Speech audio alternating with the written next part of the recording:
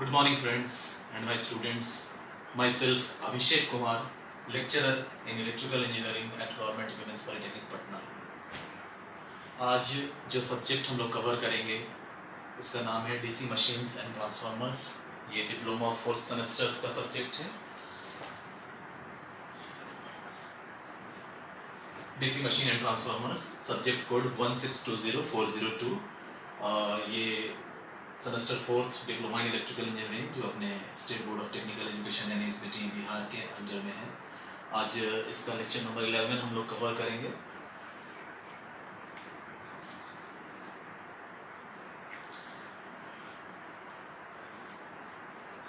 Students, lecture number 11 cover करने से पहले अभी तक के जितने टॉपिक्स हुए हैं उनका एक रिव्यू हम लोग करेंगे, एक पॉइंट्स हम लोग कवर अप करेंगे।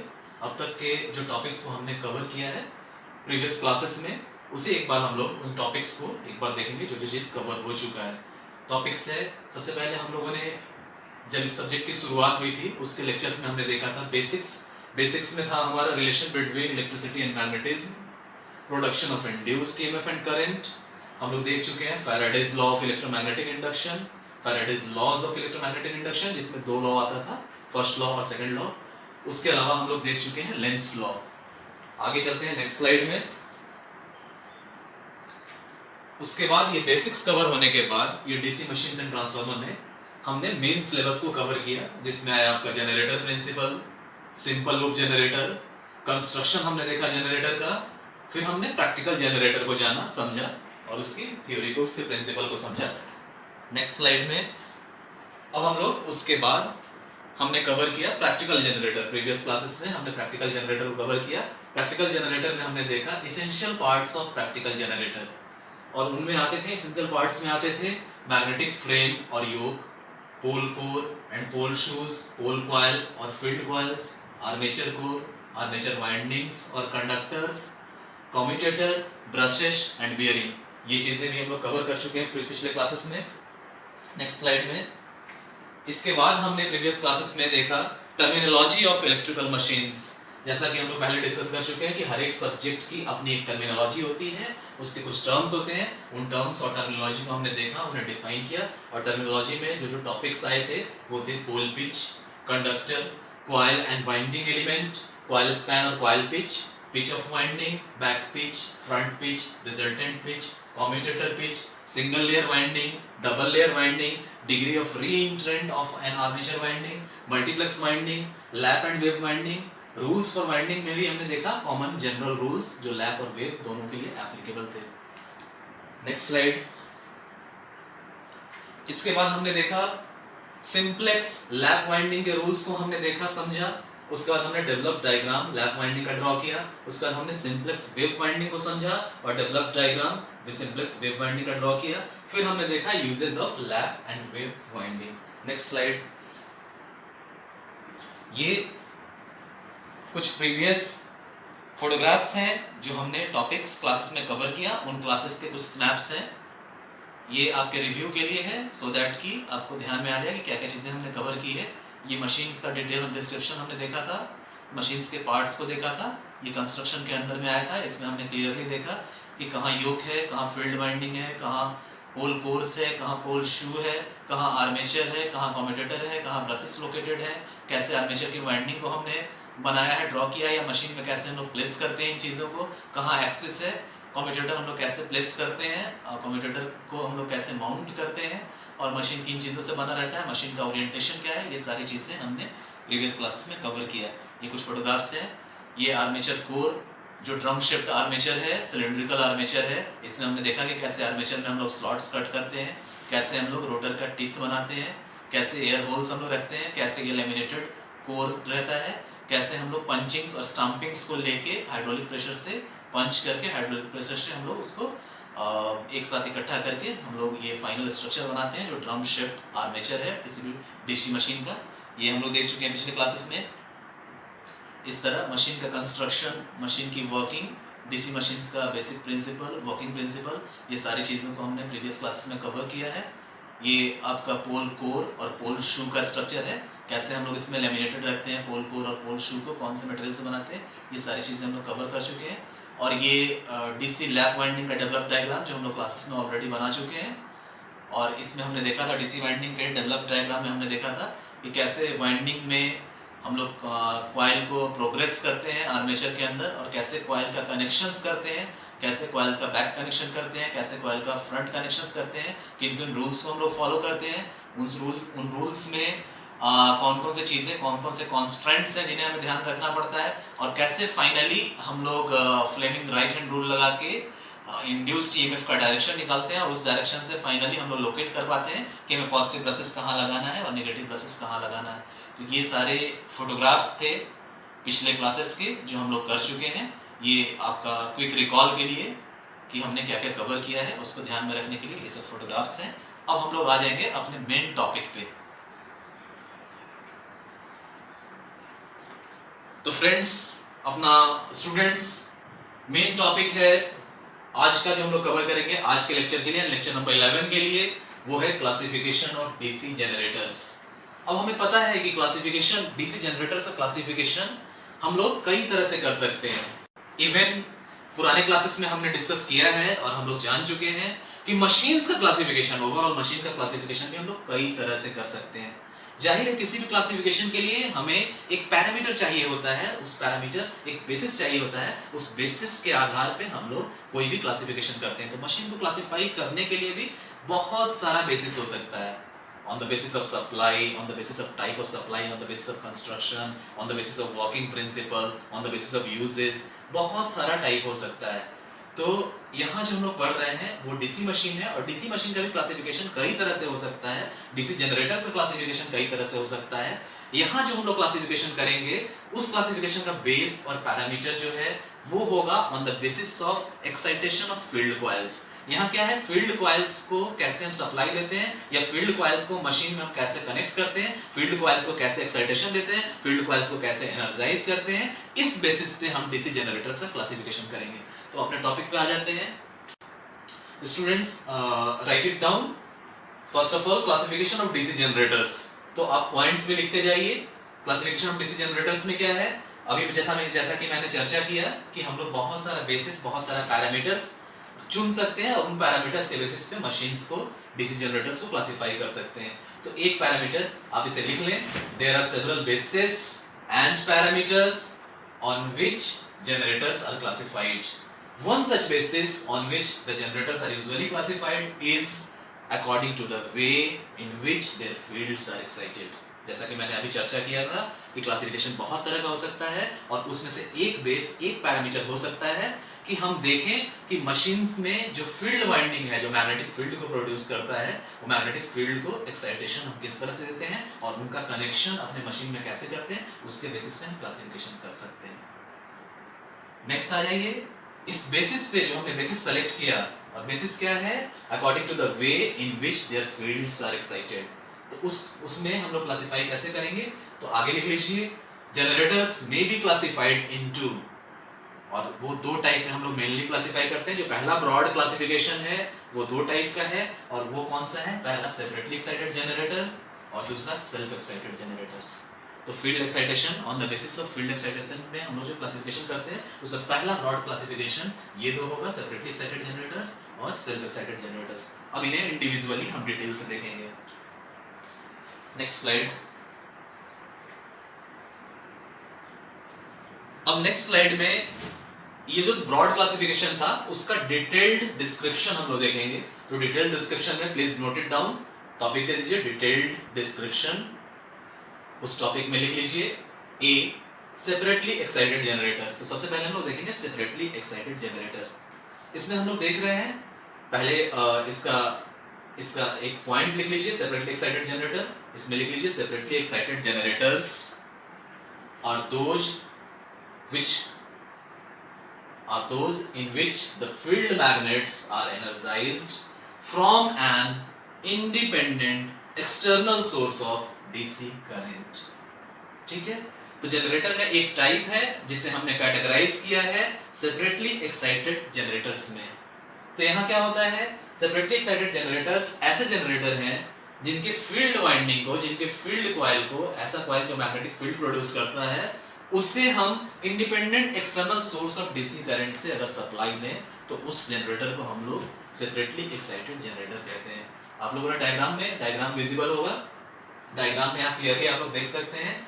This is your main machine, DC machine, और इसके फील्ड वाइंडिंग को हमने separate source of DC, external DC source से सप्लाई दिया है। यहाँ हमारे पास रियोस्टैट है, रियोस्टैट से हम करंट को एडजस्ट कर सकते हैं, रियोस्टैट से रेजिस्टेंस को वैरी करके हम करंट को एडजस्ट कर सकते हैं। रेजिस्टेंस वैरी होने के कारण एक गिवन पर्टिकुलर वोल्टेज पे करंट एडजस्ट होगा और उस करंट को इस एमीटर की रीडिंग से हम लोग फाइंड आउट कर सकते हैं। और हमें पता है कि जो फ्लक्स क्रिएट होता है, flux is directly proportional to NI, number of turns into current.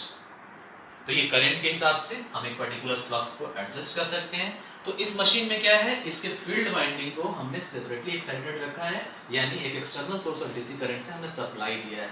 यहाँ मशीन के अंदर जो ईएमएफ जनरेट हो रहा है उससे कोई डायरेक्ट कनेक्शन आपके फील्ड वाइंडिंग का नहीं है। उस जनरेटेड ईएमएफ को फील्ड वाइंडिंग में हम किसी तरह से नहीं दे रहे हैं, तो इसीलिए इसका नाम सेपरेटली एक्साइटेड जनरेटर है। Next slide.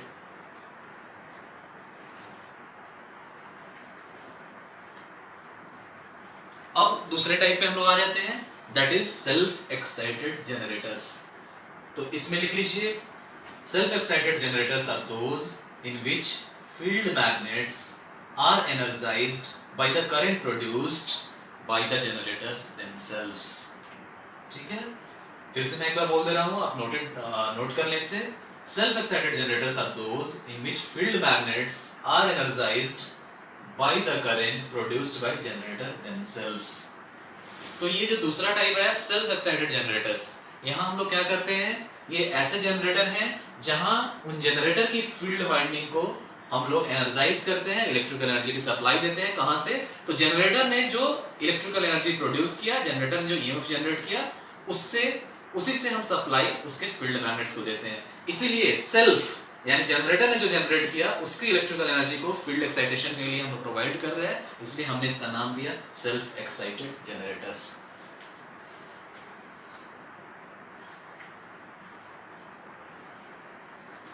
अब होता क्या है सेल्फ एक्साइटेड जनरेटर्स, तो सेल्फ एक्साइटेड डीसी जनरेटर्स को समझने से पहले कुछ इंपॉर्टेंट पॉइंट्स हम लोग नोट कर लेंगे और उसके बाद उन पॉइंट्स को डिटेल से देखेंगे। मैं एक्सप्लेन करूंगा उन पॉइंट्स को। तो फर्स्ट नोट इट डाउन, आप लोग इसे लिख लें इंपॉर्टेंट पॉइंट्स। पहला लिख लें इंपॉर्टेंट पॉइंट में, due to residual magnetism there is always present some magnetic flux in the poles. ये पहला पॉइंट है। नेक्स्ट पॉइंट में आ जाइए, when the armature is rotated some EMF and hence some induced current is produced which is further partly or fully passed through the field coils, thereby strengthening the residual pole flux। Third point में आ जाइए, important point का तीसरा वाला point जो है, there are three types of self-excited generators named according to the way in which their field coils, field windings are connected to the armature। फिर से बोल दे रहा हूं मैं ये point, there are three types of self-excited generators named according to the way in which their field windings are connected to the armature।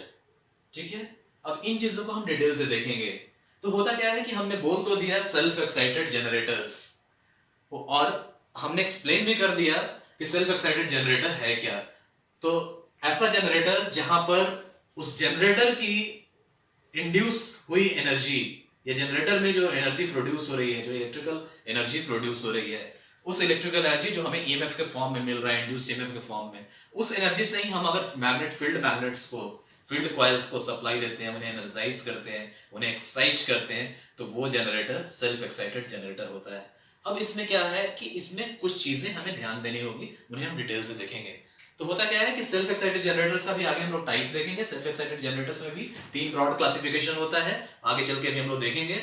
वो broad classification है shunt wound generators, series wound generators and compound wound generators. आगे चल के compound wound generators में भी हम लोग देखेंगे कि वहां भी कंपाउंड वाउंड जनरेटर्स का भी दो क्लासिफिकेशन होता है। वो है short shunt compound wound generators and long shunt compound wound generators. और उन दोनों कंपाउंड वाउंड जनरेटर्स को भी हम दो तरह से अरेंज कर सकते हैं, short shunt compound wound generators और long shunt compound wound generators को भी दो तरह से हम लोग अरेंज कर सकते हैं, जहां सीरीज फील्ड शंट फील्ड को सपोर्ट करे, हम लोग बोलेंगे cumulatively compounded shunt wound compound wound generators या कॉम्बिनेटिवली कंपाउंडेड जनरेटर्स। और जहां सीरीज फील्ड शंट फील्ड को अपोज करता है, हम लोग बोलेंगे डिफरेंशियली कंपाउंडेड जनरेटर्स। तो खैर इन सब चीजों को हम लोग देखेंगे। एक एग्जांपल हम लोग लेके चलते हैं, जैसे हमने अभी कहा सेल्फ एक्साइटेड जनरेटर्स, हम लोग शंट वाउंड जनरेटर को लेके चलते हैं। आगे इनका डिटेल्स भी हम लोग देखेंगे, पहले शंट वाउंड जनरेटर को एक बार हम लोग देख लें। तो शंट वाउंड जनरेटर्स को हम लोग बनाते हैं। तो शंट वाउंड जनरेटर्स में क्या होता है, ये आपको पता है, अभी हमने चर्चा किया कि ये सेल्फ एक्साइटेड जनरेटर का एक पार्ट है। तो जनरेटर्स को हम लोग ड्रॉ करते हैं, ये डीसी जनरेटर का सिंबल है, डीसी जनरेटर।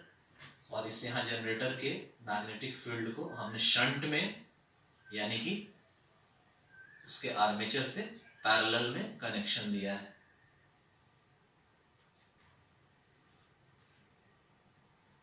यहाँ इस जनरेटर का टर्मिनल्स है जिससे हम लोग इलेक्ट्रिकल लोड को कनेक्ट करते हैं। This is for load.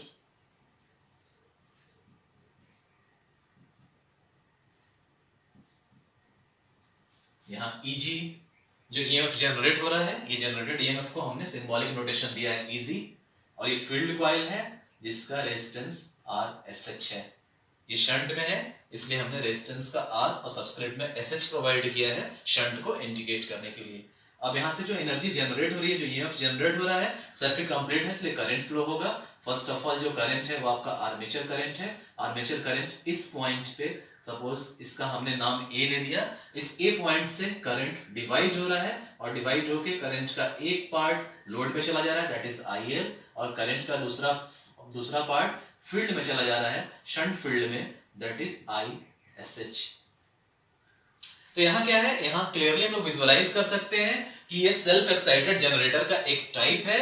इस जनरेटर को हम लोग बोलते हैं शंट वाउंड जनरेटर, क्योंकि यहाँ इसके फील्ड कॉइल को, इसके फील्ड वाइंडिंग को हमने आर्मेचर के शंट में यानी कि पैरेलल में माउंट किया है, इसलिए हमने इसका नाम शंट वाउंड जनरेटर दिया है। ये सेल्फ एक्साइटेड जनरेटर का ही एक टाइप है। यहाँ क्या है, हम लोग क्लियरली देख सकते हैं कि जो एनर्जी आर्मेचर में जनरेट हो रही है, जो इलेक्ट्रिकल एनर्जी आर्मेचर में जनरेट हो रही है, जो हमें इंड्यूस्ड ईएमएफ इजी या जनरेटेड ईएमएफ इजी के फॉर्म में दिख रहा है, ये जनरेटेड ईएमएफ में यहाँ जो आ रहा है ये टर्मिनल वोल्टेज, और यही सप्लाई हम यहाँ पे प्रोवाइड कर रहे हैं, यही सप्लाई हम यहाँ पे प्रोवाइड कर रहे हैं। यानी जो एनर्जी जनरेट हो रही है in the form of EMF, उसी से हम अपने फील्ड को एक्साइटेशन प्रोवाइड कर रहे हैं, अपने फील्ड वाइंडिंग को एनर्जाइज कर रहे हैं। अब एक क्वेश्चन आना चाहिए स्टूडेंट्स के मन में। हम लोग पहले Faraday's laws of electromagnetic induction को डिस्कस कर चुके हैं। हम लोग जानते हैं कि जनरेटर के वर्क करने का जो प्रिंसिपल है वो Faraday's laws of electromagnetic induction पे ही बेस्ड है। Faraday's law of electromagnetic induction में हमने देखा है कि वहां दो लॉ होते हैं, फर्स्ट लॉ और सेकंड लॉ। और Faraday's law of electromagnetic induction के हिसाब से हमने डेफिनेशन देखा है और हम लोग समझते हैं कि Faraday's law of electromagnetic induction में होता क्या है। तो whenever a conductor is moved inside a magnetic flux, EMF is induced in it। यानी वहां पे जब भी कंडक्टर को हम मैग्नेटिक फ्लक्स के अंदर मूव कराएंगे एक ईएमएफ इंड्यूस होगा। इसे हम बोलते हैं Faraday's law of electromagnetic induction का डायनामिक फॉर्म, यानी जहां कंडक्टर मोशन में है और फील्ड स्टेशनरी है या फील्ड कांस्टेंट है। Faraday's law of electromagnetic induction का एक दूसरा टाइप भी होता है जहां हम लोग बोलते हैं स्टैटिकली इंड्यूस्ड ईएमएफ। वहां क्या होता है, कंडक्टर को हम लोग स्टेशनरी रखते हैं और फील्ड को वैरी करा सकते हैं। जहां भी मेन समझना क्या है यहाँ पे कि कहीं भी हमारे पास rate of change of flux linkage होना चाहिए सो दैट कि वहां ईएमएफ इंड्यूस हो। और यही दूसरा पार्ट है Faraday's law of electromagnetic induction का कि जो ईएमएफ इंड्यूस होगा, पहला पार्ट क्या है कि जब भी कंडक्टर और मैग्नेटिक फ्लक्स के बीच में रिलेटिव मोशन होगा, चाहे तो हम कंडक्टर को मूव कराएं, फ्लक्स को स्टेशनरी रखें, या कंडक्टर को स्टेशनरी रखें, फ्लक्स को वैरी कराएं, यानी जब भी रिलेटिव मोशन होगा फ्लक्स और कंडक्टर्स के बीच में, वहां ईएमएफ इंड्यूस होगा, वहां इलेक्ट्रिकल एनर्जी जनरेट होगी। ये Faraday's law of electromagnetic induction का पहला लॉ है। Faraday's law of electromagnetic induction का दूसरा लॉ क्या कहता है कि जो एनर्जी इंड्यूस होगी, जो एनर्जी जनरेट होगी, जो ईएमएफ इंड्यूस होगा, वो किसके वजह से होगा, तो जो ईएमएफ इंड्यूस होगा वो rate of change of flux linkage के बराबर होगा। तो हमेशा हमने देखा है, प्रीवियस क्लासेस में हमने चर्चा किया है, प्रीवियस क्लासेस में हम लोग क्लियरली देख चुके हैं कि ईएमएफ इंड्यूस होने के लिए, या जनरेटर यूं कहें तो जनरेटर को इलेक्ट्रिकल एनर्जी जनरेट करने के लिए दो बेसिक चीजें, दो एसेंशियल चीजें रिक्वायर्ड हैं। वो दो चीजें क्या है हम लोग देख चुके हैं पहले क्लास में। पहला, एक मैग्नेटिक फ्लक्स होना चाहिए, दूसरा एक कंडक्टर होना चाहिए, सो दैट कि कंडक्टर को हम फ्लक्स के अंदर मूव करा सकें, इस मूविंग मशीन के अंदर, इस जनरेटर के अंदर। तो Faraday's law of electromagnetic induction के प्रिंसिपल के हिसाब से इसमें इलेक्ट्रिकल एनर्जी जनरेट हो, इसमें ईएमएफ इंड्यूस हो। अब होता क्या है कि ये दो चीजें रिक्वायर्ड है, पहला मैग्नेटिक फ्लक्स होना चाहिए और दूसरा कंडक्टर होना चाहिए, जिन कंडक्टर्स को उन मैग्नेटिक फ्लक्स के अंदर, उन मैग्नेटिक फ्लक्स के वर्च्यू में हम मूव करा सकें, सो दैट कि फ्लक्स लिंकेज का चेंज हो, rate of change of flux linkage हो और उससे ईएमएफ इंड्यूस हो। मैथमेटिकल फार्मूला में हमने देखा है कि एज पर Faraday's law of electromagnetic induction, E G या generated EMF is equal to n d∅ by dt, और लेंज लॉ के हिसाब से हम एक माइनस साइन लगाते हैं क्योंकि जो ईएमएफ इंड्यूस होता है उसके द्वारा प्रोड्यूस किया हुआ मैग्नेटिक फ्लक्स अपने होने के कारण को अपोज करता है, तो इसलिए हम वहां लेंज लॉ के हिसाब से माइनस साइन पे इंडिकेट करते हैं। अब होता क्या है कि ये सेल्फ एक्साइटेड जनरेटर है, तो आप सबको पता है कि दो चीजें चाहिए, एक मैग्नेटिक फ्लक्स होना चाहिए और एक कंडक्टर होना चाहिए। यहाँ पे प्रश्न ये उठता है, यहाँ पे क्वेश्चन ये उठता है, स्टूडेंट के मन में ये क्वेश्चन आना चाहिए कि एनर्जी जनरेट होगी और जो वोल्टेज जनरेट होगा इस वोल्टेज से हम यहाँ सप्लाई देंगे और सर्किट कंप्लीट है तो करंट फ्लो होगा, और करंट फ्लो होगा तो यहाँ मैग्नेटिक फ्लक्स प्रोड्यूस होगा। हमें पता है कि magnetic flux phi is directly proportional to Ni। अब है क्या कि हमें पता है कि Faraday's law of electromagnetic induction के हिसाब से एनर्जी जनरेट होने के लिए हमें मैग्नेटिक फ्लक्स चाहिए। यहां हो क्या रहा है, यहां जो इलेक्ट्रिकल एनर्जी जनरेट हो रही है उससे जब हम सप्लाई देंगे तब यहां करंट फ्लो होगा और करंट फ्लो होकर मैग्नेटिक फील्ड क्रिएट होगा। यानी क्वेश्चन बड़ा अजीब सा है। क्वेश्चन अजीब सा इसलिए है कि हमें पता है कि ये मैग्नेटिक फ्लक्स होगा और इस मैग्नेटिक फ्लक्स के प्रभाव में हम कंडक्टर्स को घुमाएंगे आर्मेचर के अंदर तो इलेक्ट्रिकल एनर्जी जनरेट होगी। लेकिन साथ ही साथ हम यहाँ एक और चीज देख रहे हैं कि यहाँ जो इलेक्ट्रिकल एनर्जी जनरेट होगी तब तो करंट यहाँ फ्लो होकर जाएगा मैग्नेटिक फ्लक्स प्रोड्यूस करने के लिए। ये क्वेश्चन बड़ा अजीब सा है। तो जाहिर है अगर फ्लक्स बना ही नहीं शुरुआत में तो इलेक्ट्रिकल एनर्जी जनरेट कैसे हुई, और इलेक्ट्रिकल एनर्जी अगर जनरेट ही नहीं हुई तो यहाँ करंट गया कैसे, तो फ्लक्स बना कैसे। ये बड़ा अजीब सा क्वेश्चन है। तो इस क्वेश्चन का जवाब इस पहले पॉइंट में है। होता है क्या, जो पहला पॉइंट हमने देखा वो क्या था, due to residual magnetism there is always present some magnetic flux in the poles. अब होता क्या है कि एक कंसेप्ट आता है दैट इज रेसिडुअल मैग्नेटिज्म, और इस रेसिडुअल मैग्नेटिज्म के वजह से जो हमारा फील्ड वाइंडिंग है, फील्ड कॉइल है, उसका कोर जो हम लोग फेरोमैग्नेटिक मटेरियल्स का यूज करते हैं उसके कोर में रेसिडुअल मैग्नेटिज्म की वजह से रेसिडुअल मैग्नेटिज्म बना है रेसिड्यू शब्द से। रेसिड्यू का मतलब होता है बचा कुचा मैग्नेट, बची कुची चीजें हैं। तो रेसिडुअल मैग्नेटिज्म मतलब बचा हुआ मैग्नेटिज्म। तो होता क्या है कि फेरोमैग्नेटिक मटेरियल में हम लोग आगे चल के भी प्रॉपर्टीज देखेंगे फेरोमैग्नेटिक मटेरियल की, उससे हम लोग देखेंगे कि रेसिडुअल मैग्नेटिज्म का एक फेनोमेनन आता है, उसके वजह से इसके इलेक्ट्रोमैग्नेट को हम इलेक्ट्रिकल एनर्जी सप्लाई नहीं भी दें तो भी उस मटेरियल में कुछ रेसिडुअल मैग्नेटिज्म बची रहती है और वो फ्लक्स प्रोड्यूस करने का एक कारण बनता है, मैग्नेटिज्म एग्जिबिट करने का एक कारण बनता है। और उस मैग्नेटिज्म के प्रभाव से, रेसिडुअल मैग्नेटिज्म के प्रभाव से होता क्या है कि इस बचे कुचे मैग्नेटिज्म यानी रेसिडुअल मैग्नेटिज्म की वजह से जो फ्लक्स क्रिएट हुआ वो फ्लक्स के अंदर हम आर्मेचर कंडक्टर्स को मूव कराते हैं और मूव करने की वजह से एक इलेक्ट्रिकल एनर्जी जनरेट होती है, ईएमएफ प्रोड्यूस होता है। उसका कुछ पार्ट हम यहाँ पे देते हैं, कभी कभी पार्टली और कभी कभी फुल्ली उस करंट को, और अगेन करंट क्या करता है, इस फ्लक्स को स्ट्रेंथन करता है, इसको मजबूत करता है, और मजबूत होने के बाद फ्लक्स का मैग्नीट्यूड और बढ़ता है, फ्लक्स का मैग्नीट्यूड और बढ़ता है। तो बढ़े हुए फ्लक्स के अंदर फिर हम कंडक्टर को मूव कराते हैं और फिर ज्यादा इलेक्ट्रिकल एनर्जी जनरेट होती है, फिर और करंट प्रोड्यूस होता है, और करंट फिर फ्लक्स को इंप्रूव करता है, फिर एक बढ़े हुए फ्लक्स के अंदर आर्मेचर कंडक्टर्स को घुमा रहे हैं तो फिर और भी ज्यादा इलेक्ट्रिकल एनर्जी जनरेट हो रही है in the form of EMF, और फिर उस ईएमएफ की वजह से और ज्यादा करंट फ्लो हो रहा है और फ्लक्स फर्दर और स्ट्रेंथन हो रहा है। आगे चल के हम लोग देखेंगे इस प्रोसेस का एक स्पेशल नाम, एक स्पेशल टर्म है, वो जिसको हम लोग बोलते हैं voltage buildup process in shunt machines. तो आगे हम लोग देखेंगे। तो ये फेनोमेनन है रेसिडुअल मैग्नेटिज्म का। अब रेसिडुअल मैग्नेटिज्म होता कैसे है इसे भी हम लोग डिटेल से देखेंगे। रेसिडुअल मैग्नेटिज्म का कारण क्या है और रेसिडुअल मैग्नेटिज्म का फायदा हमें कैसे मिलता है, ये भी चीजें हम देखेंगे। तो स्टूडेंट्स पहले भी हम लोग देख चुके हैं रेसिडुअल मैग्नेटिज्म, और रेसिडुअल मैग्नेटिज्म को डिफाइन करने के लिए सबसे पहले हमें देखना पड़ता है हिस्टैरिसीस लूप, उसका एक और नाम है बीएच कर्व। तो मटेरियल्स का हम लोग BH कर्व को देखेंगे, हिस्टैरिसीस लूप को समझेंगे और उस हिस्टैरिसीस लूप के हेल्प से, BH कर्व के हेल्प से हम लोग रेसिडुअल मैग्नेटिज्म को समझने की कोशिश करेंगे। होता क्या है, रेसिडुअल मैग्नेटिज्म है क्या, आया कैसे और कैसे एप्लीकेबल है, कैसे हमारे लिए फायदेमंद है, इस चीजों को हम लोग देखेंगे। ठीक है, तो अब रेसिडुअल मैग्नेटिज्म को समझने के लिए हम लोग हिस्टैरिसीस लूप या उसी का एक और नाम है BH कर्व, उसको हम लोग समझेंगे। तो यहाँ पे होता क्या है, एक कंसेप्ट को हम लोग लेके चलते हैं। सपोज दैट एक वायर को लेके हमने एक कॉइल बनाया जिसमें कुछ नंबर ऑफ टर्न्स हमने प्रोवाइड किया और ये सिंपल इंडक्टर बन गया जो कि मैग्नेटिक फील्ड प्रोड्यूस कर सकता है। और सपोज दैट हमने इसको AC सप्लाई से कनेक्ट कर दिया।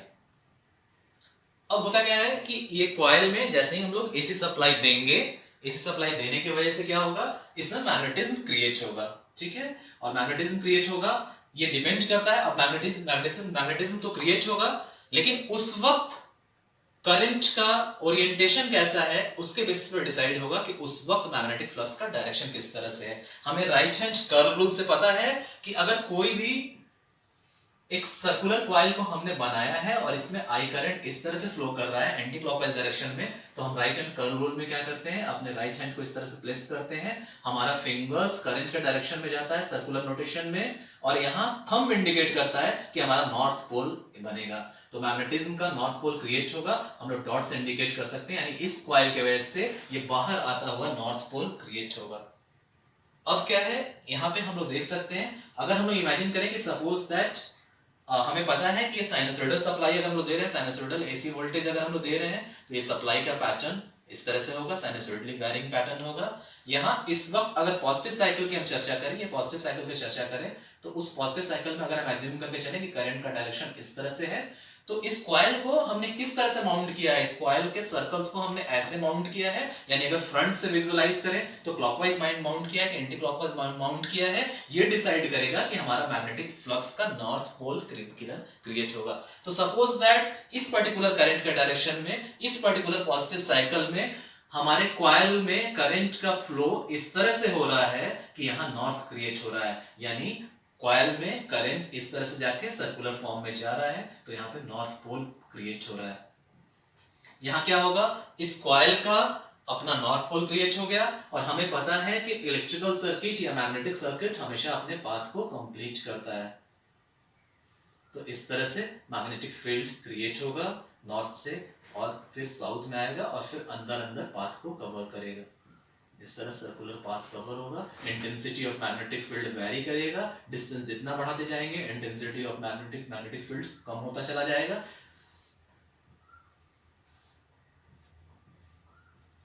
अब होगा क्या, ये जो फेनोमेनन हम लोग करते हैं, ये फेनोमेनन में अगर हम इमेजिन करें कि इस कॉइल के अंदर हमने एक फेरोमैग्नेटिक मटेरियल का रॉड प्लेस कर दिया, फेरोमैग्नेटिक मटेरियल का हमने रॉड प्लेस कर दिया। अब होगा क्या कि फेरोमैग्नेटिक मटेरियल को पहले हम लोग एनालिसिस कर लें। फेरोमैग्नेटिक मटेरियल का होता क्या है, फेरोमैग्नेटिक मटेरियल में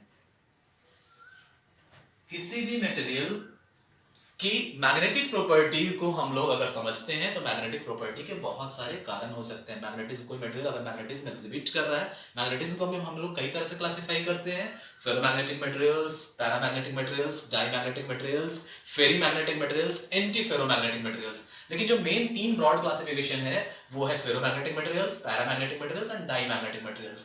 तो फेरोमैग्नेटिक मटेरियल्स में होता क्या है, और हमने इवन आपको पढ़ाया गया होगा केमिस्ट्री में भी आप लोगों ने देखा होगा, और इवन 12th लेवल जिन लोगों ने 12th किया है 12th में भी आप लोगों ने देखा होगा कि मैग्नेटिज्म डिसाइड करने का फैक्टर क्या होता है, तो आपका एटॉमिक अरेंजमेंट, एटम्स के अंदर इलेक्ट्रॉनिक अरेंजमेंट, एटम के अंदर इलेक्ट्रॉन्स का अरेंजमेंट कैसा है, इलेक्ट्रॉन्स पेयर्ड है कि नहीं पेयर्ड है, इलेक्ट्रॉन्स का स्पिन कैसा है, ये डिसाइड करता है मैग्नेटिज्म। और यूं कहें तो आपके जो सेट ऑफ क्वांटम नंबर्स हैं, हम लोग 4 सेट ऑफ क्वांटम नंबर्स से एटम्स को डिफाइन करते हैं, एटम्स के कॉन्फ़िगरेशन को डिफाइन करते हैं, इलेक्ट्रॉन्स के पोजीशन को डिफाइन करते हैं, वो क्वांटम नंबर्स हैं, principal quantum number, azimuthal quantum number, magnetic quantum number, spin quantum number.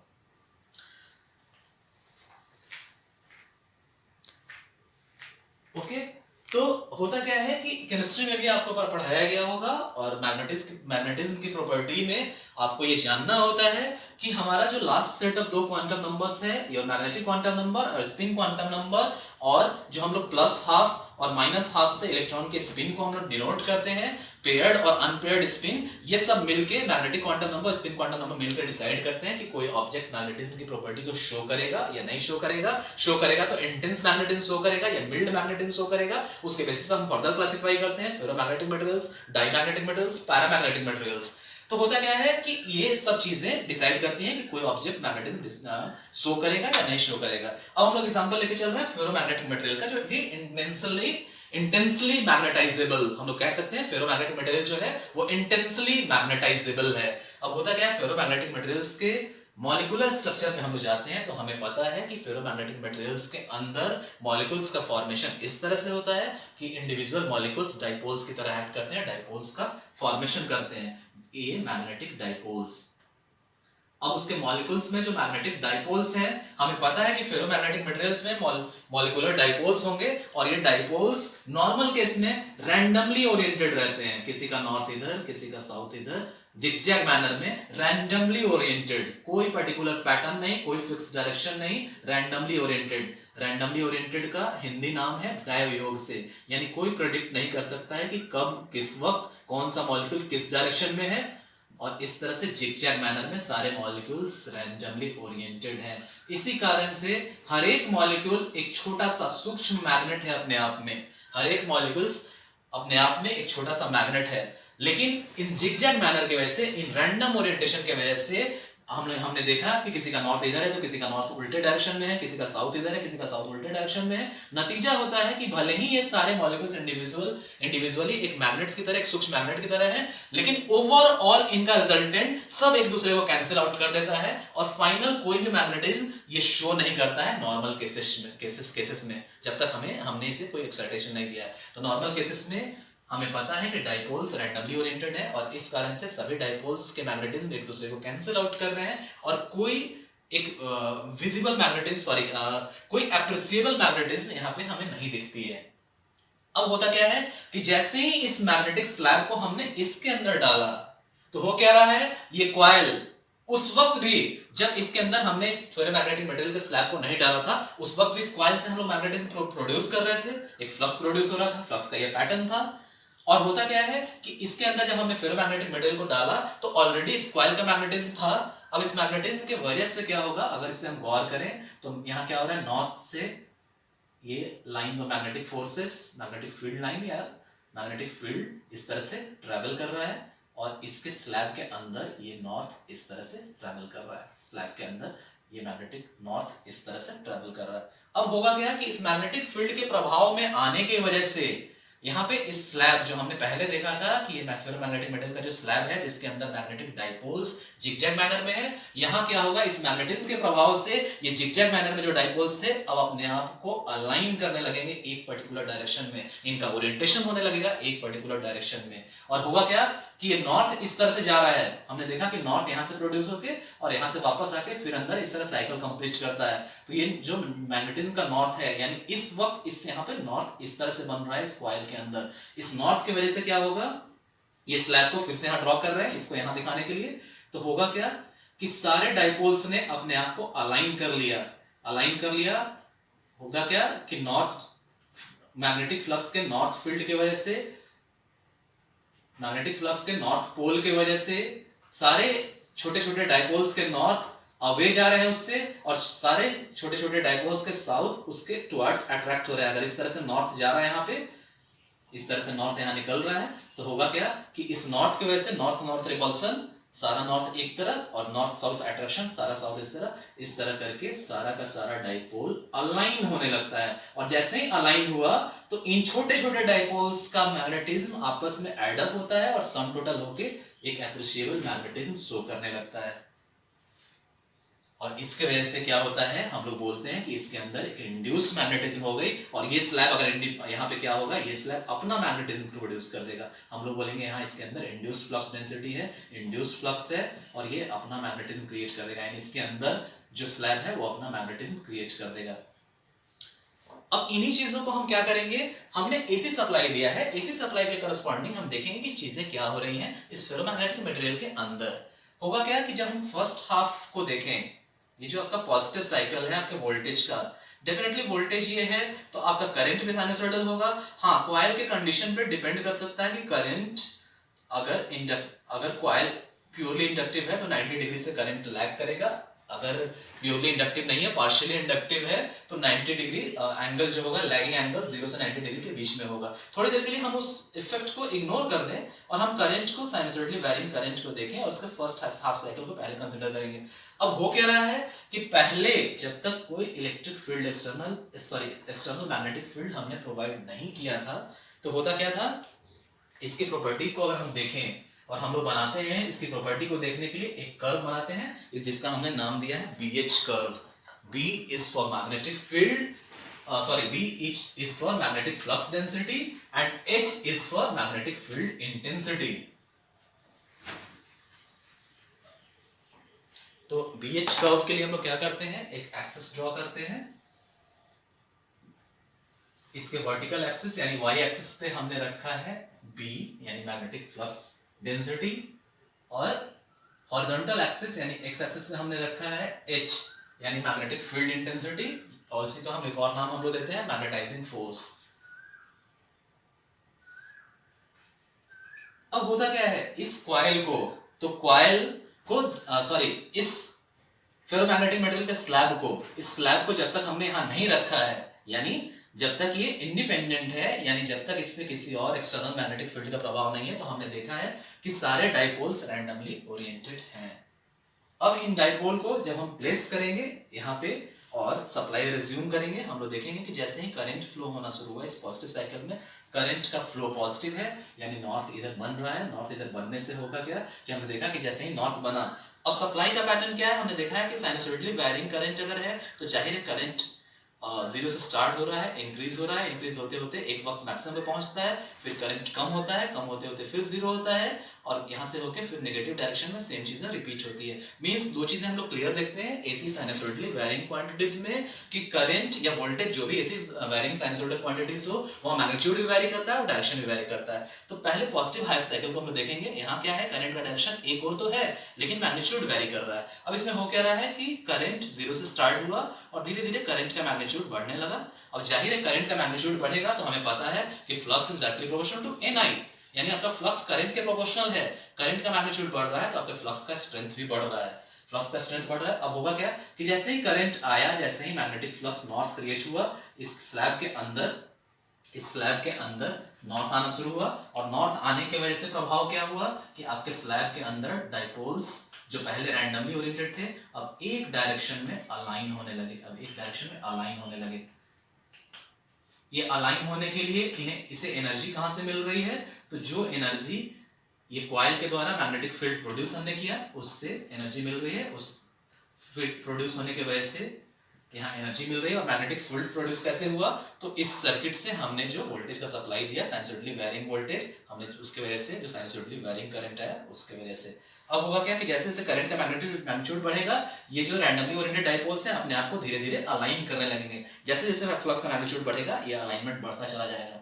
अब होगा क्या कि हम इसको यहाँ शो करेंगे, एक मैग्नेटिक फील्ड इंटेंसिटी हमने प्रोड्यूस किया इस कॉइल की वजह से, और हम देखेंगे कि इस मैग्नेटिक फील्ड इंटेंसिटी इस कॉइल की वजह से, इस सर्किट की वजह से हमने जो प्रोड्यूस किया उसके वजह से इस फेरोमैग्नेटिक मटेरियल पे फ्लक्स डेंसिटी का क्या प्रभाव पड़ रहा है। तो हम लोग देखेंगे कि धीरे धीरे फ्लक्स इंक्रीज करता है लाइक दैट, बढ़ते बढ़ते बढ़ते कुछ समय बाद क्या होगा कि यहाँ पे हमारे नॉर्थ प्रोड्यूस करने की वजह से ऑलमोस्ट सारे डाइपोल्स का अलाइनमेंट हो जाता है। कुछ ही डाइपोल्स हैं जो अभी भी आउट ऑफ ऑर्डर हैं, आउट ऑफ अलाइनमेंट हैं, या यूं कहें रैंडम है, जिगजैग मैनर में है। अब क्या होता है, बहुत ज्यादा मैग्नेटिक फील्ड देने के बाद भी आगे चल के अब डाइपोल्स बचे ही नहीं है जिनका अलाइनमेंट फिर से हो एक डायरेक्शन में, तो वहां हम लोग बोलते हैं कि ये सैचुरेशन पॉइंट हो गया, क्योंकि लगभग सारे डाइपोल्स अलाइन हो गए हैं। अब इसके बाद बहुत ज्यादा मैग्नेटिक फील्ड देने के बाद भी सारे डाइपोल्स अलाइन नहीं हो रहे हैं, वहां से आता है सैचुरेशन पॉइंट, वहां से ये कर्व का झुकाव होना शुरू हो जाता है इस तरह से। और इस तरह करते करते एक समय ऐसा आएगा जो हम लोग यहाँ मैक्सिमम पे पहुंच जाएंगे, जब आपका करंट मैक्सिमम होगा उससे करस्पॉन्ड करेगा ये पॉइंट। उसका क्या होगा, यहाँ करंट का मैग्नीट्यूड वेरी कर रहा था और एक ही डायरेक्शन में था, एक ही डायरेक्शन में वेरी कर रहा था। इस पॉइंट के बाद से क्या होगा, डायरेक्शन तो अभी भी वही है लेकिन करंट का मैग्नीट्यूड कम होने लगेगा। जाहिर है करंट का मैग्नीट्यूड कम होने लगेगा तो इस कॉइल ने जो अपना मैग्नेटिक फील्ड स्ट्रेंथ प्रोड्यूस किया है उसका स्ट्रेंथ का मैग्नीट्यूड भी कम होने लगेगा। तो यहां से क्या होगा, अब धीरे धीरे ग्रेजुअली इसका स्ट्रेंथ कम हो रहा है, यानी हम लोग इधर आ रहे हैं और धीरे धीरे इस मैग्नेटिक फील्ड की वजह से, कॉइल के मैग्नेटिक फील्ड की वजह से फेरोमैग्नेटिक मटेरियल पे जो फ्लक्स क्रिएट हुआ था वो भी धीरे धीरे कम होने लगेगा। लेकिन यहाँ एक रिमार्केबल चीज हम लोग देखेंगे इस पॉइंट पे पहुंचने पे।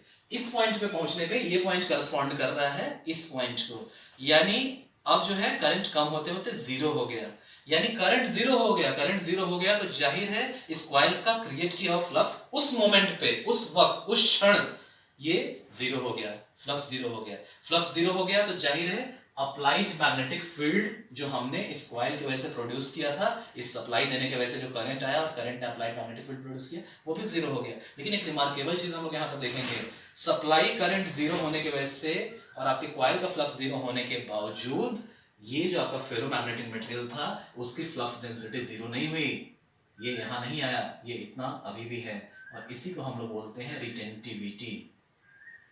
ये पॉइंट होगा रिटेंटिविटी, यानी रिटेन होना, यानी रह जाना, जो मैग्नेटिक फील्ड वहां रिटेन हो गया, रह गया। अब क्या होगा, इसके बाद से साइकिल में फिर क्या होगा, करंट है अपने डायरेक्शन को बदल दिया।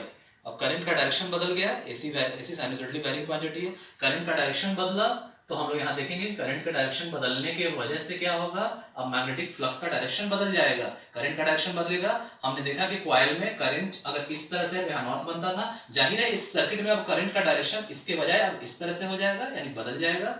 करंट का डायरेक्शन बदलने की वजह से पहले इस कॉइल में करंट इस तरह से था, अब करंट इस तरह से होगा, यानी नॉर्थ इधर बन जाएगा, यानी पहले जहां नॉर्थ था वहां अब साउथ बन जाएगा। और नतीजा क्या हुआ कि अपोजिट डायरेक्शन में अब मैग्नेटिक फ्लक्स बन रहा है, अपोजिट डायरेक्शन में मैग्नेटिक फ्लक्स बन रहा है और इस करंट के मैग्नीट्यूड के बढ़ने के हिसाब से मैग्नेटिक फ्लक्स इंक्रीज कर रहा है। तो ये साइकिल यहाँ पे है।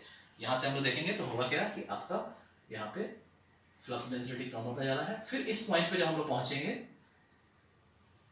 इस पॉइंट पे जब हम लोग पहुंचेंगे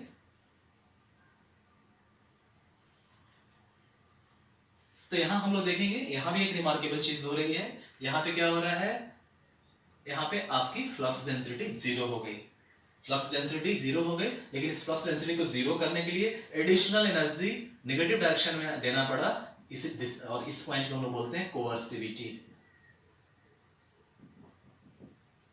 यानी फोर्सफुली किसी चीज को खत्म करने की कोशिश करना।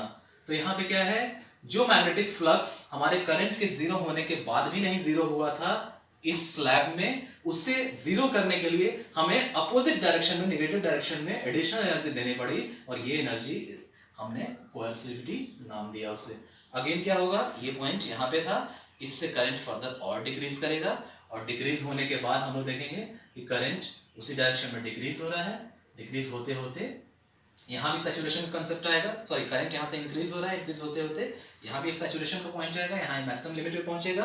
अगेन करंट अपने मैग्नीट्यूड को कम करने लगा, यहाँ से मैग्नीट्यूड कम होते होते फिर अगेन हम लोग यहाँ पहुंचेंगे, यहाँ देखेंगे कि फिर से करंट जीरो हो गया है इस पॉइंट पे, फिर से करंट जीरो हो गया।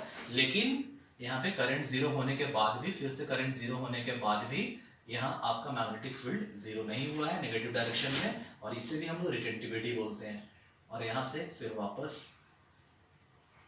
अगेन फिर अगर हम एनर्जाइज करेंगे पॉजिटिव डायरेक्शन में, अगले साइकिल को लेके चलेंगे तो अगेन इस तरह से ग्राफ फॉलो होगा, और इसी ग्राफ को हम लोग बोलते हैं बीएच कर्व और हिस्टेरिसिस कर्व। तो यहाँ पे हमने देखा बीएच कर्व और हिस्टेरिसिस कर्व, इसमें क्या होता है, हमने देखा कि यहाँ पे करंट सप्लाई इस कॉइल में जीरो करने के बाद भी इस फेरोमैग्नेटिक मटेरियल के स्लैब में कुछ मैग्नेटिज्म रह जाता है, जिसको हम लोग रेसिडुअल मैग्नेटिज्म बोलते हैं। और ये मैग्नेटिज्म रह जाने का कारण क्या है, हुआ था क्या, पहले हमने देखा कि जब हमने इसे सप्लाई दिया, जब हमने इसमें मैग्नेटिक फील्ड दिया इस सप्लाई की वजह से, इस करंट की वजह से, तो उस मैग्नेटिक फील्ड की वजह से जो इस फेरोमैग्नेटिक मटेरियल के अंदर के डाइपोल्स जिगजैग मैनर में थे, वो डाइपोल्स अलाइन होने लगे। अलाइन होते होते एक समय ऐसा आता है कि लगभग बहुत सारे डाइपोल्स अलाइन हो गए, वो होता है सैचुरेशन पॉइंट। उसके बाद क्या होता है, धीरे धीरे करंट को हम डिक्रीज करने लगते हैं, सप्लाई करंट को डिक्रीज करने की वजह से ये जो नॉर्थ पोल है इस फ्लक्स का, वो फ्लक्स भी कमजोर पड़ने लगता है। जैसे ही फ्लक्स कमजोर पड़ने लगता है, फ्लक्स हम लोग कम करने लगते हैं, या कॉइल का एच मैग्नेटिक फील्ड को हम लोग कम करने लगते हैं, ये डाइपोल्स फिर से वापस रैंडमली ओरिएंट होने लगता है। लेकिन होता क्या है, करंट को हम जीरो भी कर दें, एक्सटर्नल मैग्नेटिज्म को हम जीरो भी कर दें, लेकिन कुछ डाइपोल्स अपनी इनर्शिया की वजह से अभी भी उसी डायरेक्शन में रह जाते हैं। बाकी सब तो जिगजैग मैनर में चले गए, फिर से वापस, फिर से रैंडमली अलाइन है। और ये जो अलाइन है यही आपस में सम टोटल होके एक एप्रिशिएबल मैग्नेटिज्म को शो करते हैं। इसी कारण से डाइपोल्स सारे के सारे आउट ऑफ अलाइनमेंट नहीं होते हैं पहली बार मैग्नेटिज्म प्रोड्यूस करने पे, और वो जो डाइपोल्स सारे के सारे आउट ऑफ अलाइनमेंट नहीं होते हैं, कुछ जो अलाइंड रह जाते हैं, वही रेसिडुअल मैग्नेटिज्म को शो करते हैं। तो ये कंसेप्ट जो रेसिडुअल मैग्नेटिज्म का है, डीसी मशीन्स में हमारे बहुत काम आता है, क्योंकि फील्ड मैग्नेट्स में रेसिडुअल मैग्नेटिज्म है।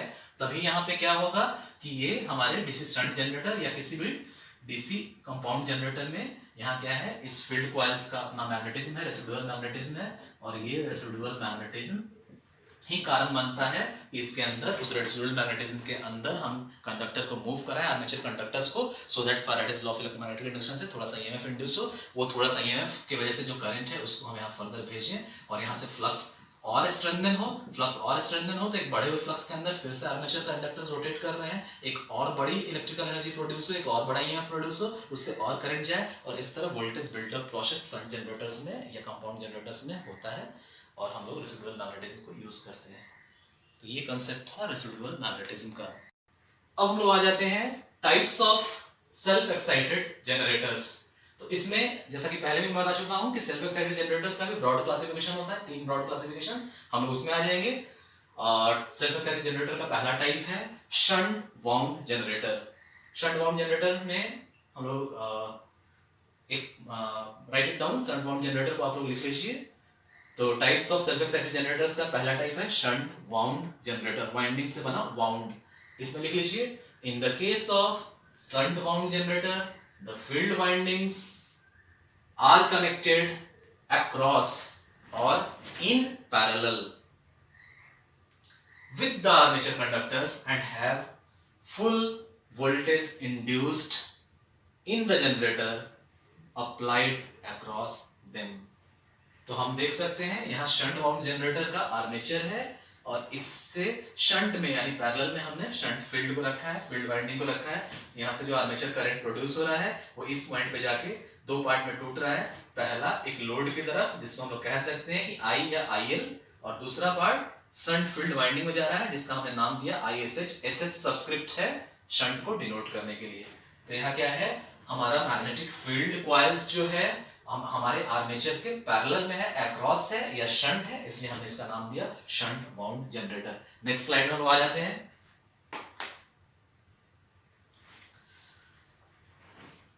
सेल्फ एक्साइटेड जनरेटर्स का दूसरा टाइप है सीरीज वाउंड जनरेटर। इसमें हम लोग right it down, second type is series wound generator. इसमें लिख लीजिए, in the case of series wound generators the field windings are joined, फिर से मैं बोल देता हूं, in the case of series wound generators the field windings are joined in series with the armature conductors। अब यहां क्या है, हमने देखा कि हमारा जो मशीन का, जनरेटर का जो आर्मेचर है, उसके फील्ड कॉइल को, उसके एक्साइटेशन कॉइल को, मैग्नेटिक फील्ड प्रोड्यूस करने वाले कॉइल को हमने इस आर्मेचर के सीरीज में रखा है, और इस आर्मेचर उससे सीरीज में हमारा फील्ड वाइंडिंग, और फिर हमारा लोड उसके टर्मिनल्स पे कनेक्टेड है। तो इस टाइप के जनरेटर का हमने नाम दिया है series wound generators. Next slide में वो आ जाते हैं। कुछ पॉइंट्स हैं सीरीज वाउंड जनरेटर्स के बारे में, इन्हें लिख लीजिए, फिर मैं एक्सप्लेन करता हूं। लिख लीजिए, as the field windings in this type of generators carry full load current, they consist of relatively a few turns of thick wire or strips। तो इसमें क्या है, इसमें हम लोग देख लेते हैं,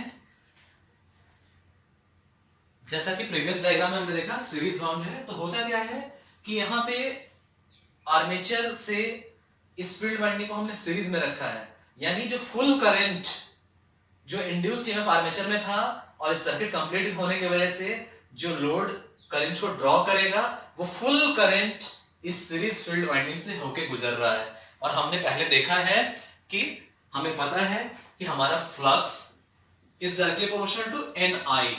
अब क्या है, फुल लोड करंट जो होता क्या है कि हम लोग पहले भी डिस्कस कर चुके हैं कि किसी भी सर्किट में लोड डिसाइड करेगा एक गिवन पर्टिकुलर वोल्टेज। जैसे हमने जनरेटर रख दिया या हमने बैटरी रख दिया, जनरेटर और बैटरी का अपना एक गिवन पर्टिकुलर वोल्टेज है, जनरेटर का अपना एक जनरेटेड वोल्टेज है, एक वोल्टेज जनरेट हो रहा है। उस पर्टिकुलर वोल्टेज में इस सर्किट में कितना करंट ड्रॉ होगा वो हमेशा कौन डिसाइड करता है, वो लोड डिसाइड करता है। तो होगा क्या कि इस सर्किट में लोड की वजह से जो करंट फ्लो हो रहा है वो पूरा का पूरा लोड करंट, वो पूरा का पूरा आर्मेचर करंट, वो पूरा का पूरा सीरीज फील्ड करंट इस फील्ड वाइंडिंग से गुजर रहा है। और इसी कारण से होता क्या है कि इसी कारण से जो हमारा सीरीज वाउंड जनरेटर है हम लोग ऐसे ही बनाते हैं। यहाँ सामने सीरीज में हमने कॉइल को दिखा दिया और यहाँ टर्मिनल्स पे हमारा इलेक्ट्रिकल लोड कनेक्टेड है। अब होता क्या है यहाँ पे, इस केस में जो आर्मेचर करंट है IA सीरीज में होने के कारण सीरीज फील्ड करंट भी वही है और लोड करंट भी वही है। यानी हम लोग कह सकते हैं सीरीज वाउंड जनरेटर के केस में IA is equal to IAC is equal to IL। यानी हम लोग देख सकते हैं कि पूरा फुल लोड करंट इस फील्ड वाइंडिंग से सीरीज फील्ड वाइंडिंग से गुजर रहा है। और हमें यहाँ पता है कि 5 is directly proportional to NI। तो करंट बहुत ज्यादा है, फुल लोड करंट है जो हमारे सीरीज फील्ड वाइंडिंग से भी होके गुजर रहा है। करंट ज्यादा होने की वजह से फ्लक्स को कंट्रोल में रखने के लिए हम लोग क्या करते हैं, करंट बहुत ज्यादा है तो चाहिए फ्लक्स बहुत ज्यादा होगा। हमारी अपनी नीड के हिसाब से, हमारी अपनी जरूरत के हिसाब से जितनी फ्लक्स डेंसिटी हमें चाहिए या जितना हमें मैग्नेटिक फ्लक्स चाहिए उसे प्रोड्यूस करने के लिए तो हम लोग क्या करते हैं यहाँ पे जानबूझ के, क्योंकि करंट बहुत ज्यादा है तो हम लोग नंबर ऑफ टर्न्स को कम करके रखते हैं। इसी वजह से ये जो नेक्स्ट पॉइंट था, आपका नेक्स्ट पॉइंट था हमारे नेक्स्ट स्लाइड में कि as field winding in this type of generators carry full load current, they consist of relatively a few turns of thick wire और स्ट्रिप्स। तो होता क्या है कि चूंकि फुल लोड करंट जा रहा है, हमें मैग्नेटिज्म को रिस्ट्रिक्ट रखना है, तो इसकी वजह से हम रिलेटिवली फ्यू टर्न्स यानी थोड़ा सा टर्न ही रखते हैं। और करंट ज्यादा है तो जाहिर है करंट कैरिंग कैपेसिटी आपके कंडक्टर की ज्यादा होनी चाहिए, यानी थिक कंडक्टर आपको लेना होगा। तो यहाँ पे हम लोग थिक वायर या कभी-कभी हम लोग स्ट्रिप यानी मेटल का पट्टा से भी हम लोग उसको बनाते हैं। थिक स्ट्रिप या थिक वायर से हम लोग कम टर्न्स रखते हैं सीरीज वाउंड जनरेटर्स के केस में। अगले पॉइंट को लिख लीजिए जो कि इंपॉर्टेंट भी है, mark it important and right it down. लिख लीजिए such generators are rarely used except for special purposes, that is as boosters। तो होता क्या है कि इस तरह के जनरेटर्स को हम लोग रेयरली यूज करते हैं एक्सेप्ट कुछ खास पर्पस के जनरेटर्स जैसे बूस्टर्स। बूस्टर्स एक टाइप का जनरेटर होता है तो वहां हम लोग सीरीज वाउंड जनरेटर्स को यूज करते हैं। होता क्या है कि जैसे एग्जांपल अगर हम लोग ले लें, अगर हमारे पास शंट वाउंड जनरेटर है,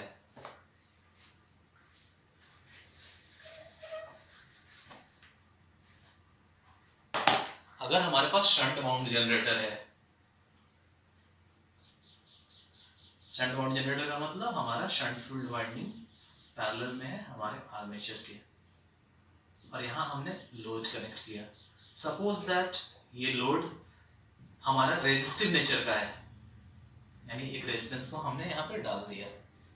अब होगा क्या कि शंट वाइंडिंग है, यहां से जाहिर है जो आर्मेचर करंट है वो इस ए पॉइंट से दो पार्ट में टूट जा रहा है, एक शंट फील्ड वाइंडिंग में और एक लोड की तरफ। अब है क्या कि ये लोड डिसाइड करेगा कि इस सर्किट में कितना करंट जाना चाहिए। एक गिवन पर्टिकुलर आर पे, एक गिवन जनरेटेड वोल्टेज पे हमें पता है कि एक कौन सा करंट यहाँ पे जाना चाहिए। अब होगा क्या कि इस लोड के वजह से जो IL करंट ये लोड ड्रॉ कर रहा है, होगा क्या कि इसके वजह से हमारा जनरेटेड EMF है यहाँ पे।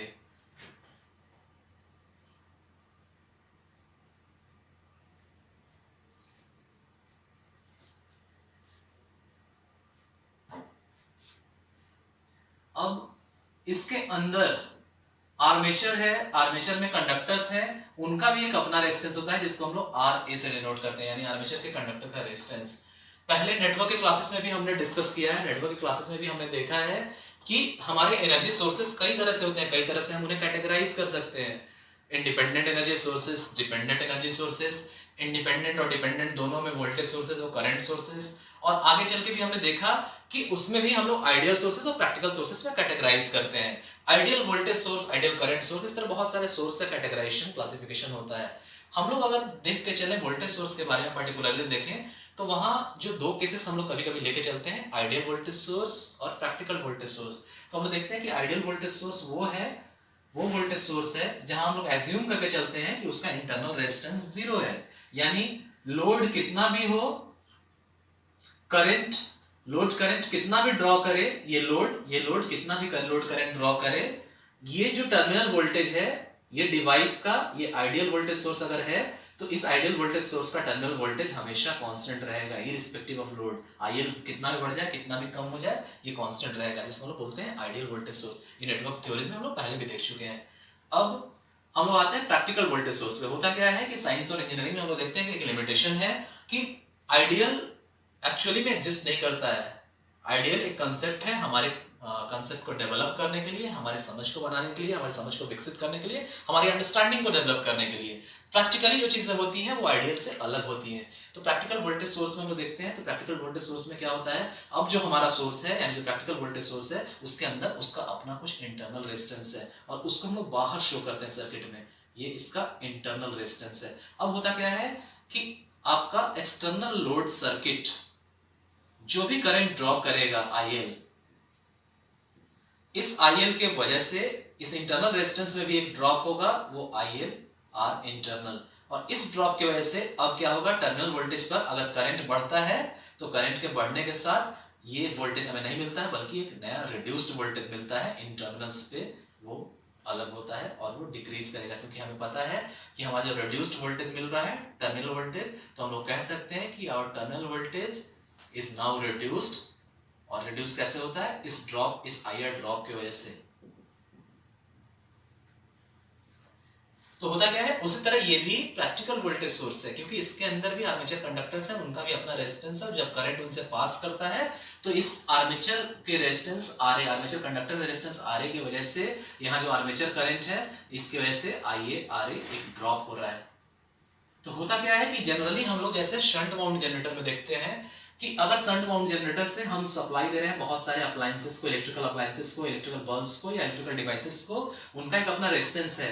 इस पर्टिकुलर आर पे एक पर्टिकुलर आईएल ड्रॉ हो रहा है और उसके वजह से जो ये जनरेटर ईजी जनरेट कर रहा है ईएमएफ और टर्मिनल्स पे वोल्टेज भी मिल रहा है, वो इस पर्टिकुलर रेजिस्टेंस के लिए है। लेकिन जैसे ही इमेजिन करें अगर हमने लोड बढ़ा दिया, जाहिर है हमारे सारा सर्किट जो हम लोग घर में यूज करते हैं, इंडस्ट्री में यूज करते हैं या कमर्शियल यूज करते हैं, वो पैरेलल में बोल देते हैं। तो पैरेलल में सपोज दैट इमेजिन करें कि अगर ये बल्ब का रेजिस्टेंस है, एक और बल्ब हमने बढ़ा दिया, तो पैरेलल में रेजिस्टेंस बढ़ने के वजह से क्या हुआ, अब जो इफेक्टिव रेजिस्टेंस था इन टर्मिनल पे, वो इफेक्टिव रेजिस्टेंस डिक्रीज कर गया सीरीज की वजह से। पहले आर था रेजिस्टेंस, अब क्या हो गया, सिमिलर अगर हम लोग देते हैं तो नया रेजिस्टेंस हो गया R/2। रेजिस्टेंस कम होने की वजह से अब क्या होगा, करंट ज्यादा ड्रॉ होगा, क्योंकि हमें पता है ओम्स लॉ से V = RI, यानी I = V/R। अगर ये कम हो रहा है तो डेफिनेटली I बढ़ेगा, यानी अब हमारा लोड करंट बढ़ गया। हुई क्या चीजें, पहले हमने एक रेजिस्टेंस रखा था जिसकी वजह से हमारा लोड का इफेक्टिव रेजिस्टेंस R था। अब हमने सिमिलर, सपोज दैट ये बल्ब का रेजिस्टेंस है, हमने सिमिलर एक और बल्ब लगा दिया, एक और बल्ब, जाहिर है हमारा सारा सर्किट पैरेलल होता है, तो एक और बल्ब पैरेलल में लगाने की वजह से जो रेजिस्टेंस पहले R था अब नया इफेक्टिव रेजिस्टेंस हो गया R/2, यानी रेजिस्टेंस डिक्रीज कर गया। ओम्स लॉ से हमें पता है V = RI, यानी I = V/R, और अब जो रेजिस्टेंस है वो रेजिस्टेंस डिक्रीज कर गया, पहले R था अब R/2 हो गया। रेजिस्टेंस डिक्रीज होने की वजह से करंट इंक्रीज हो गया, यानी लोड करंट इंक्रीज हो गया।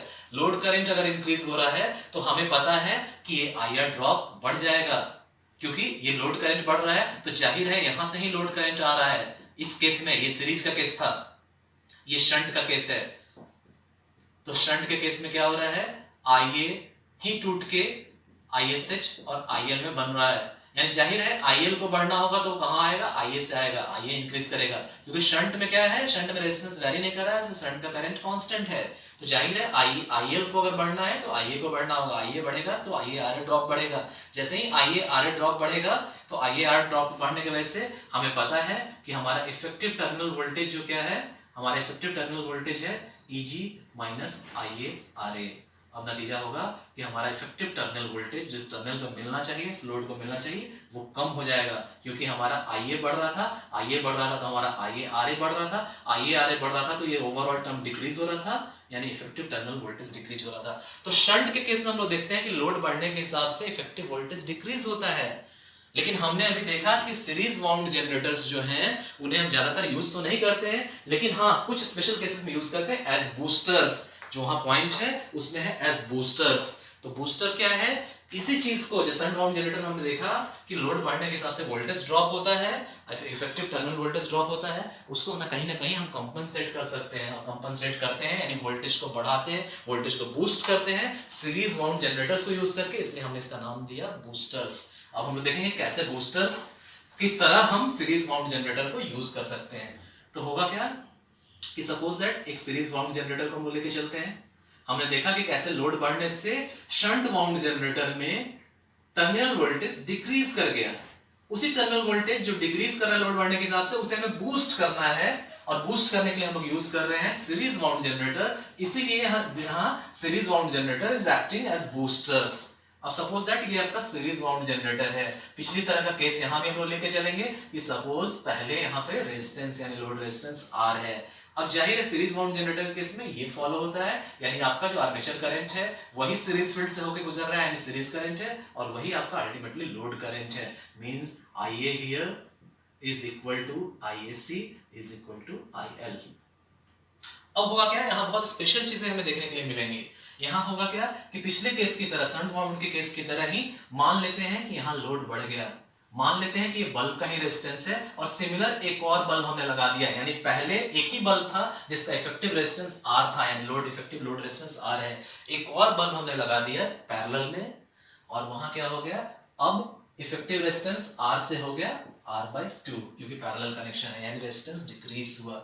रेजिस्टेंस जैसे ही डिक्रीज हुआ तो अब क्या था, हमें पता है कि रेजिस्टेंस डिक्रीज हुआ, एक गिवन टर्मिनल वोल्टेज पे हमें पता है ओम्स लॉ के साथ V = R है, हमें पता है I = V/R।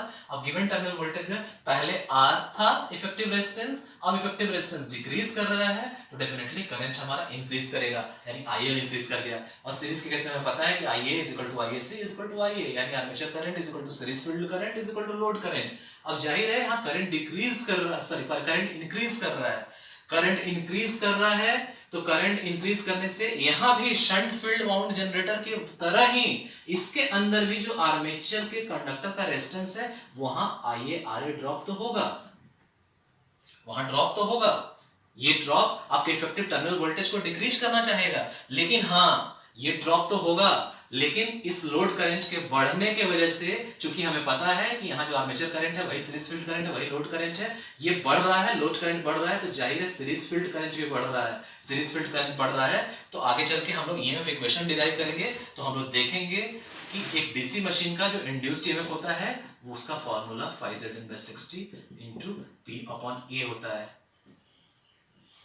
Means phi is magnetic flux, Z is number of conductors, N is revolutions of armature, RPM revolution of armature conductors, और ये 60 डिवाइड किया हमने, क्योंकि RPM को RPS में हम लोग कन्वर्ट करते हैं, ये number of poles divided by number of parallel paths. तो यहाँ एक चीजें हमें बहुत क्लियर दिख रही है, यहाँ होता क्या है, एक बार हमने मशीन डिजाइन कर दिया तो हमारा नंबर ऑफ कंडक्टर्स फिक्स हो गया, 60 तो फिक्स है, कांस्टेंट है, हमारा नंबर ऑफ पोल्स फिक्स हो गया, number of parallel paths fix हो गया। नंबर ऑफ पैरेलल पाथ हम लोग पहले देख चुके हैं कि वेव वाइंडिंग और लैप वाइंडिंग में अलग अलग होता है। वेव वाइंडिंग के केस में number of parallel paths 2, lap winding के केस में number of parallel paths = P। तो ये सारी चीजें फिक्स हो गई, यानी यहां से हम एक कंक्लूजन निकाल सकते हैं कि हमारा जो वोल्टेज इंड्यूस होगा वो डायरेक्टली प्रोपोर्शनल होगा phi के और n के, यानी रोटेशनल स्पीड के, रेवोल्यूशंस पर मिनट जो हमारा आर्मेचर रोटेट कर रहा है, और फ्लक्स के। तो होगा क्या कि यहाँ तो एक प्राइम मूवर से मैकेनिकल एनर्जी देके हम आर्मेचर को घुमाते हैं प्राइम मूवर के हेल्प से, तो हमारा N भी फिक्स है, RPM फिक्स है, यानी phi पर डिपेंड कर रहा है आपका इंड्यूस्ड EMF। और फाई क्या है हमें पता है, तो हमें पता है phi is directly proportional to number of turns into current. अब क्या है, यहाँ करंट इंक्रीज कर रहा था, series field current series field current increase कर रहा है, तो जाहिर है फ्लक्स इंक्रीज करेगा, और फ्लक्स इंक्रीज करेगा तो हमारा जनरेटेड वोल्टेज इंक्रीज करेगा। यानी यहां हुआ क्या, यहां लोड हमने बढ़ाया, और लोड बढ़ने की वजह से हमने देखा था कि शंट वाउंड जनरेटर में टर्मिनल वोल्टेज डिक्रीज कर जाता है, लेकिन यहां हमने देखा कि shunt wound generator, series wound generator में लोड बढ़ने के बाद हमारा इंड्यूस्ड ईएमएफ इंक्रीज कर जाता है, इसीलिए हम लोग इसको वोल्टेज बूस्टर्स बोलते हैं। हम लोग बोलते हैं कि सीरीज वाउंड जनरेटर बूस्टर की तरह काम करता है। कैसे, क्या चीजें हुई यहाँ पे, तो हमने देखा कि पहले जो रेजिस्टेंस था, पहले जो लोड रेजिस्टेंस था वो कम था, हमने क्या किया, एक और लोड बढ़ा दिया, यानी एक और बल्ब दे दिया, सिमिलर बल्ब दे दिया, उसका भी रेजिस्टेंस आर था। इस देने की वजह से हमारा इफेक्टिव रेजिस्टेंस, चूंकि ये पैरेलल में कनेक्टेड है, हमारा इफेक्टिव रेजिस्टेंस डिक्रीज कर गया। हमने देखा कि ओम्स लॉ के हिसाब से I = V/R, पहले जो R था वो ज्यादा था, अब R कम हो रहा है, अब R कम हो रहा है, R कम हो रहा है तो I बढ़ रहा है, यानी लोड करंट हमारा बढ़ रहा है। जैसे ही हमारा लोड करंट बढ़ रहा है तो सीरीज के केस में हमें पता है कि जो आर्मेचर करंट है वही सीरीज फील्ड करंट है, वही लोड करंट है, यानी हमारा आर्मेचर करंट भी बढ़ रहा है। हालांकि शंट वाउंड जनरेटर की तरह आर्मेचर कंडक्टर्स के रेजिस्टेंस Ra की वजह से जो IaRa ड्रॉप है वो टर्मिनल वोल्टेज को डिक्रीज करना चाहता है, लेकिन इस असर से ज्यादा इफेक्टिव हमारा ये असर है, इसका इंक्रीज होना। जो आर्मेचर करंट इतना ज्यादा इंक्रीज हुआ कि सीरीज फील्ड करंट इंक्रीज हुआ, और सीरीज फील्ड करंट इंक्रीज हुआ तो हमें पता है कि phi is proportional to Ni, ये इंक्रीज हो रहा है तो फाई बढ़ रहा है, और फाई बढ़ने से हमारा जनरेटेड वोल्टेज बढ़ रहा है, तो हमारे लोड बढ़ने के बाद भी यहाँ ड्रॉप नहीं हुआ बल्कि वोल्टेज और राइज कर गया, इसलिए हम लोग इसको बूस्टर की तरह यूज करते हैं, हम लोग बोलते हैं वोल्टेज बूस्टर्स।